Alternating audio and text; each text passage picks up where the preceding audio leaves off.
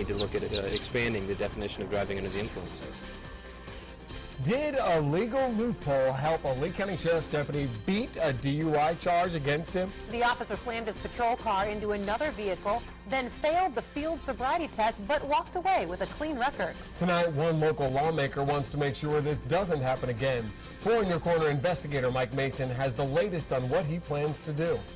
Yeah, the state attorney's office chose not to prosecute this deputy because key evidence wasn't admissible in court.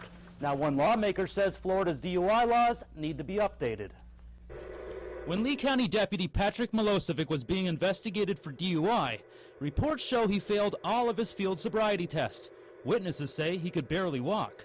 When he walked around the back of his car, he stumbled over himself and fell on the ground. When it came to DUI charges, Milosevic did walk, likely because he knew his rights and how a legal technicality could save him from being convicted. It's certainly disappointing anytime you see a law enforcement officer breaking the law and abusing drugs. State Representative Matt Caldwell was shocked to see our report showing how Milosevic smashed his cruiser into a parked pickup truck, failed the roadside test, but wasn't convicted of DUI. If it sounds like there's a loophole in the current law regarding the use of narcotics and being under the influence of narcotics while you're driving. The sheriff ordered Milosevic to submit a urine sample which found he had taken high levels of narcotics.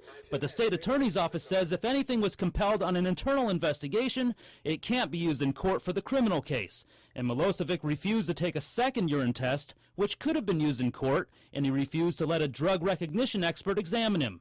The state attorney's office says that's why they had no evidence to prosecute the deputy, saying if you can't answer the question of what is the exact intoxicant, we can't file charges. People are abusing prescription drugs, they're abusing over-the-counter medicines, and it is impairing their ability to operate a vehicle, and we need to update the laws to address that.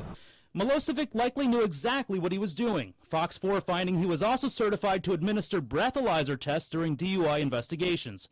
So when this deputy was the one being investigated, he likely knew he was protected by a loophole in Florida's DUI law, which makes it very hard to prove anyone is under the influence of narcotics. If that's outdated and we need to update it for the problem of narcotics use, that's what we need to take care of.